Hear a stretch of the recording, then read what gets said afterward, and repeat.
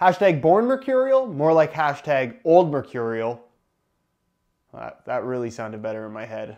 What's going on, guys? Josh from SoccerReviewsForYou.com, bringing you a video today to discuss why so many big name Nike endorsed pros are not wearing the new Mercurials. They're actually sticking with the old Mercurial Vapor 11. These big names include Hazard, Isco, as well as Modric. There are several other ones as well, but I would say those are probably the three biggest names.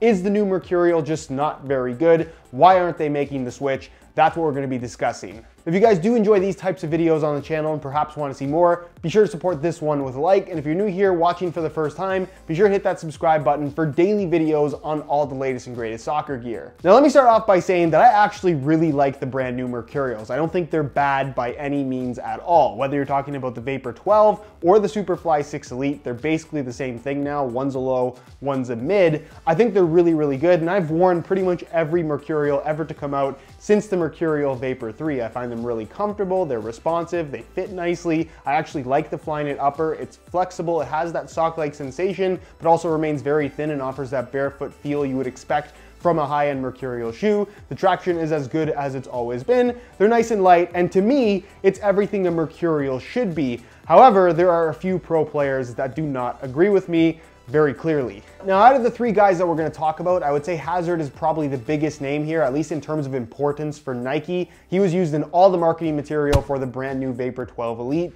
and he's one of those guys that made the switch when they launched the new Mercurials, but has since switched back to Mercurial Vapor 11s and has not worn the new Mercurials basically for the last 3 or 4 matches from what I've been watching. Luka Modric has not made the switch to new Mercurials in a game whatsoever. He's been spotted wearing them in training, but has not worn them in a game. He's sticking with Vapor 11s as well. And then Isco, similar to Hazard, he started wearing the new Mercurial Vapor 12 Elite when it first came out, but has since switched back to the Vapor 11s and hasn't made the switch again. So, why are they wearing old boots rather than the new ones? Theory number one that a lot of people have is traction issues with the new Mercurial, which is simply made up. Neymar was seen slipping in them the first time that he wore them. He actually switched them back to his old Mercurials in that game versus Real Madrid in the Champions League. I made a whole video on that. It's kind of an interesting topic as well. And I'm actually curious to see what Neymar is going to end up wearing when he makes his return from injury, because he was injured wearing the new Mercurials,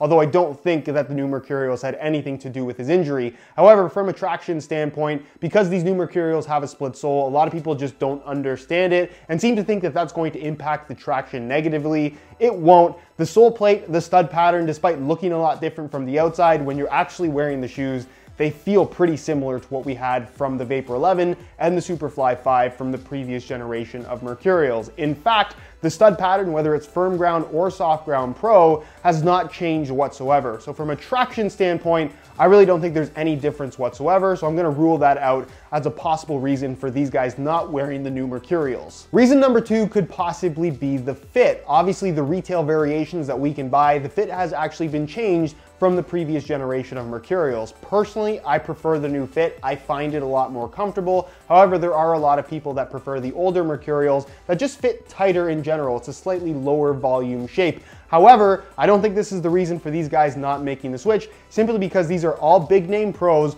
all Nike endorsed athletes paid to wear Nike boots that are getting custom variations of these shoes anyways. At the very least, because I don't think we've seen any Superflies or new Vapors that have been heavily customized to the point where you can actually see that there's a major difference. However, they are all getting custom shoes in regards to the shape. Basically, they have a mold of their foot and they create the shoe on that particular shape. So you end up with somewhat of a custom fit that would be the same as what they were wearing before on older Mercurial. So I don't think fit would be the reason either. Reason number three could simply be superstition. Maybe these guys have a lucky pair of boots and they don't want to switch out of them until they're officially broken, but I don't think that's necessarily the reason either, especially considering that Hazard and Isco have already worn the new Mercurials in a match, but then have since switched back. In the case of Luka Modric, he doesn't seem to like the new Mercurials, which is probably why he hasn't worn them in a game yet. However, I don't think that it's a case of superstition or having having a lucky pair of boots.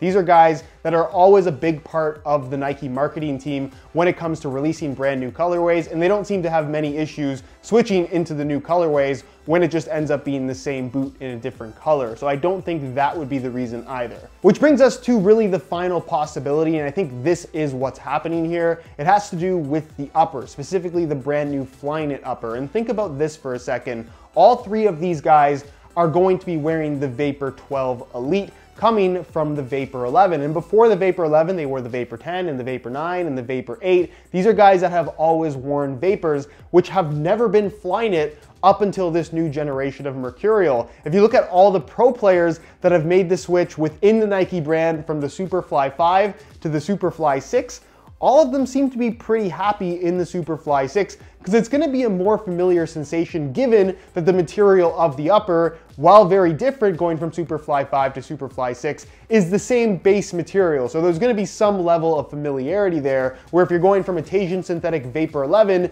to a FLYKNIT Vapor 12 Elite, that might feel a little bit weird or just unusual to some of these players, which is probably why they don't want to switch. In the case of Isco specifically, I think that logic makes a lot of sense, but when you're talking about Hazard and Modric, two guys that have been a big part of the launch of the Nike Mercurial FLYKNIT Ultra limited edition release that we saw several months ago, which by the way, that FLYKNIT Ultra upper, yes, it had a Vapor 11 base, Superfly 5 base, whatever you want to call it, but it also had a FLYKNIT upper, and honestly, the upper on that FLYKNIT Ultra isn't too far off from the upper that we have on these new generation of Elite Mercurials, whether you're talking about the Vapor or the Superfly. So the fact that both of those guys were happy to wear the FLYKNIT Ultras in a game without any issues at all, but all of a sudden, now that the Vapor is also FLYKNIT, they don't want to wear it, that seems a little bit strange to me. So how is Nike going to resolve this situation? Because obviously these big name endorsed players are not going to be wearing old Mercurials for too much longer.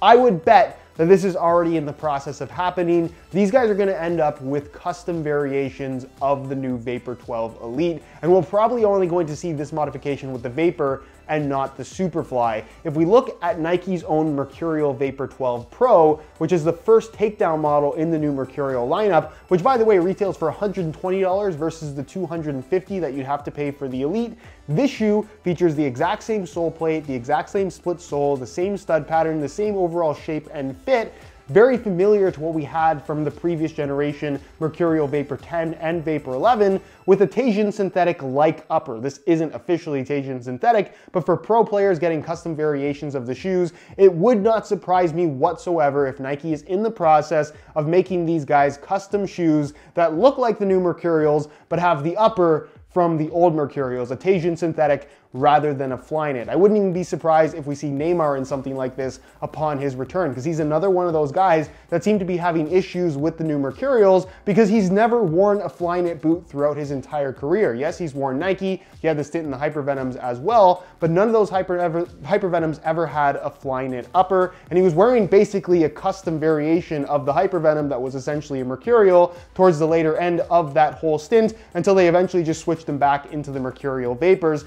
Same goes for all these other guys that I talked about in this video. So I think what is very, very likely is that sooner rather than later, these guys are going to get custom Mercurials with a Teijin synthetic upper rather than a full FLYKNIT upper. So it'll be a pro exclusive variation, although if you also prefer to have something more along the lines of the older Mercurials, I would definitely recommend getting the $120 Mercurial Vapor 12 Pro. It's probably the best value for money option on the market right now if you're looking for something thin, light, responsive, and really just offering a really high quality barefoot feel. Anyways guys, those are my thoughts on this situation. I've been having a lot of you guys message me over the last 2 weeks or so I figured I'd make a video explaining what I think about it and what I think is going to happen. But let me know what you guys think about this situation down below in the comments. Do you think these guys are going to get custom pairs, or do you think Nike's just going to have them get used to the regular FLYKNIT Mercurial Vapor 12 Elite? Only time will tell, but leave your opinions down below in the comments. I'd be curious to hear what they are. If you have any questions for me as well, feel free to leave that down below in the comments as well. Subscribe if you haven't already for daily videos on all the latest and greatest soccer gear if you aren't subscribed already. If you enjoyed the video, be sure to support it with a like. All my social media information is linked down below in the description as well, so follow me there if you don't already. And other than that, guys, hope you enjoyed the video. Thank you so much for watching, and we'll see you in the next one.